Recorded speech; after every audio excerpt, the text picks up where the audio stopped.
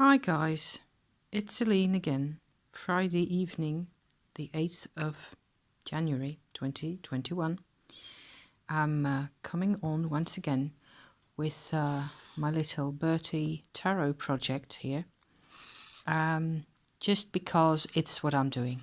I am doing either Tumo meditation or this at the moment. It's just a very limited kind of existence. And as I can't really talk about the Tumo level at the moment because it's, kind of complicated,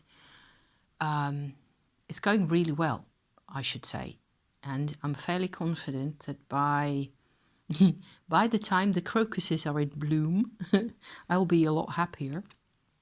However, I just like to also focus on something quite a bit more tangible. And this is what I get. So this deck here I nicked off the British Museum website, where actually the Tarocco Berti is a 17th century, second half of the 17th century Italian tarot deck with very odd names sometimes, which are really French, like La Force, for example. But Les Soleils is like a total mix-up. Either it's a Bolognan dialect that I have no knowledge of, or it's just a mix-up of Italian and French there. So that's kind of interesting by itself. This is really Marseille, and it's really, I hadn't really shown you the cards, face down like this, so that you could actually see the details a lot better. So I thought that would be really worthwhile to do anyway. I have a box like this, which I sort of cobbled together out of all sorts of pictures and paints and inks and things. And there's a bit of gold, and it looks actually rather convincing, I think. It's I had loads of fun. It's lined in velvet, and there is even a secret compartment down there with the lid sticking out. I'm having to do this handheld, so I will have to try and show you like this. The secret compartment in here is actually lined with black velvet. So you, if it's closed, you don't see that it's there. If it's, really shut like this, let me see whether I can manage that. Theoretically, you wouldn't necessarily know that that's there, what with all the other stuff going on here. I think that still, looks rather nice somehow. Some of these, like this row at the top here, those 5, are actually Indian gold coins, photographs, that I printed out. And I enhanced them slightly once they were glued on my box with yellow, transparent yellow ink to bring out the color a bit more, and with gold paint. So there's, like that bright ring there, that's actually gold paint. So that's metallic, that will reflect the light quite a bit more. Can we focus? Yes, thank you. So there's an image of a ring with a garnet like this over here at the corner. There's several other garnets. Most of those are European or like Persian or Afghanistan origin. All these are archaeological finds that were taken home to Blighty, to Britain, These are copies, all the same thing really, 3 of the same, of a Merovingian, so European inlaid kind of a, decoration item that had garnets in it as well. So that's enough about the box, I think. I had a lot of fun making this. I am finding now that as I use this, in spite of the spray varnish that I put on it, some of the paint tends to come off. So there's bits where, like that white spot over there, in here, that's a bit of paint that's come off. I may have to think of something else to keep that from happening too much, at least. So this bead construction that you see dangling here in the front is actually meant to keep down and hold in place the lid by this type of mechanism. So I was fiddling for a day or so with that before I got all that done. I'm still quite pleased with the result. So all this is for my Berti Tarot to live in. These are these cards. And I've been telling you guys before about how much I like the faces. So let me try to find a couple of those faces that I think are quite entertaining. See how they're, I think they hired somebody rather, look at that devil with his two little devils next to him. I think that's pretty excellent myself. And here's a Knight of Cups. I think that in considering how, you know, how lame most of the printing work actually is with all those red spots everywhere, I think considering that, those faces are actually rather neat. They strike me, those faces strike me as very human. And I have no other deck where the faces take themselves less seriously or as little seriously as this. Look at this World card. She looks exhausted and like she's been on the market and shouting at people all day long. And she's like going into her bath, and here you are. Now you show up, you know? This just makes me laugh. And well, so that's one aspect. Another tiny problem I had with this deck is that there were 4 cards missing, and I had to go back and look up, you know, exactly which ones they were. It's these at the top here. And there's a Queen of Pentacles, which is sitting probably inside the pile in the box, because I've got several sort of separate edging jobs going on here. I'm going to shove those aside for a bit. And my Queen of Pentacles, which is the 4th card that I was missing. I had to nick those from another separate deck. And here she is. So this isn't, I wasn't intending for these cards to look as if they, you know, belonged with this as much as possible, because this is like the Pentacles, the 7 of Pentacles that I had to go and get, and this is a 10 of Pentacles. See, that is quite different, but I thought that was okay.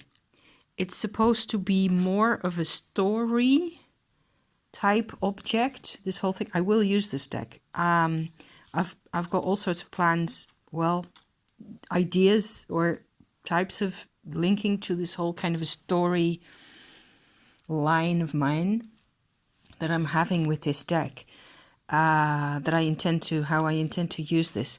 I will just use this as a regular Marseille tarot deck, and for some reason I am, you know, connecting with these cards quite a bit. I've been looking at them for a month now. Look at his eyes. My Knight of Pentacles here. I think he's so expressive for how little real detail we're getting. There's the Knight of Wands. I think they're quite expressive with this ridiculous blue horse with a flower on his chest or on his shoulder like that. What I'm using red ochre paint that I use all the time, that I've talked to you guys about quite a lot, to do like a framing. I've done an edging job first, and then what I'm doing is I'm framing the whole thing in this ochre tint, because I want to use, and you won't be able to make that out, maybe I'll show them to you in the daylight once again. I'm using a Mars Violet type paint, which is more shiny and more, probably a lot more durable than this stuff, to really edge the outsides of each card with, because that'll be yeah, it'll be more solid, you know. It will last better, I think. So my last part of this whole adventure here is that I've been digging out other images because I've got a secret compartment in my box. Of course, I had to think of something to put inside the secret compartment, right? So what I'm having so far is a set of 8 little cardboard images from all sorts of sources. This is an emerald, I think a ring of some sort that has an emerald set in it with a little relief sculpture of a fish, like so. And these are the backs. This is just a stunning emerald stone that is on either of these, like that. I still have to finish up a lot of this work. What I'm trying to figure out is how to use these as and I have a couple more coming, I think, because once I get started, I can't stop doing this because it's just so much fun. I have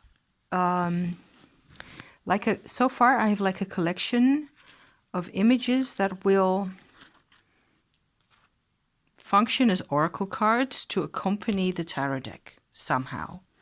Or you can choose a card depending on what it is that you're looking for.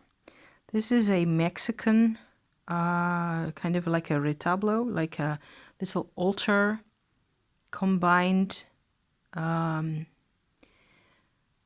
artifact, maybe. What a word to use. A religious shrine, a shrine. That's the word I was looking for. You can see the little scullion, or the little skeleton sitting right there. There's a ton of little householdy objects in there, and loads of little chickens, and portraits of women, and all sorts of lucky objects and stuff like that.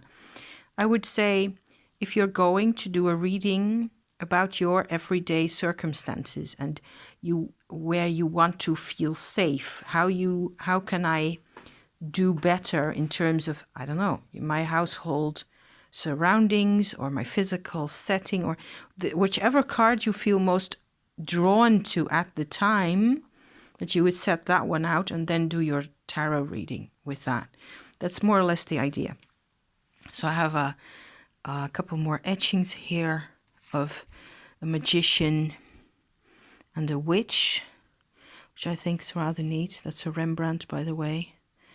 And this is a Dürer with a basilisk and a sun and a moon. So that might be interesting in terms of, shadow work or monsters under the bed or whatever you want to call it. This would be, I still have to look up exactly what the source for this was. I think it's a gravestone in Rome, or in the region of Rome in Italy somewhere. And so, but it says Tellure Sacra, which means something along the lines of sacred earth. So I thought that would be like an interesting connection to nature type reading, or a nature goddess connection type, reading of some sort. There's more like this. This is an important one to me myself. The green lion devouring the sun is a symbol from alchemy that seems to refer to the process of compassion and self-compassion to work through pain. So I thought that was a rather one that I absolutely had to have in there. This is a Mary Magdalene image that I haven't been able to find the source for. It's also an etching. I'm surprised at how good these look, really. And, so on and so forth. I've got a couple more Roman bits and bobs, and for some reason, they've all got this emerald on the back. For some reason, this whole emerald theme is very much on my mind at the moment, because I know why that is. The emerald turns out to be extremely beneficial when you're working with your thymus gland. So I've been doing a lot of Tumo meditation practice recently, Shakti energy work, Kundalini yoga, whatever you want to call it. And it was my thymus area you know, it was its turn to get the Shakti going. And that's a lot of work, and there's moments where it's quite painful. And it actually physically feels like it's going through you. It's all the old toxic stuff is having to be, it has to evaporate, kind of. It disappears, but it means a complete change in my metabolism in all sorts of ways that I can't really map out yet. So that's why I find it a bit difficult to talk about it at the moment. And I just sit here with my cards and my things, and I just try to make this work and have fun at the same time, be safe, you know, not worry too much about what's going on in the world, because it's there's nothing I can do about that at the moment. So or anyhow, you know, what can you do? What can we all do? So I see I have very little battery left. Thank you for watching my card you know, card business here. I know people still enjoy seeing this stuff. And I just, I wanted to show you I think it's the King of Cups, but he won't come out now because he's in there in the whole pile that I still have to do. He's got such a he reminds me of my grandpa. Or is it the Pope? I think it's the Pope that reminds me of my grandpa a great deal. They're really nice cards, and I'm connected to them in a way that I cannot explain. And it feels really good to be coming back to this again and again. So thank you for watching, and I will be seeing you next week. Okay, have a nice weekend, and see you then. Okay, ciao for now.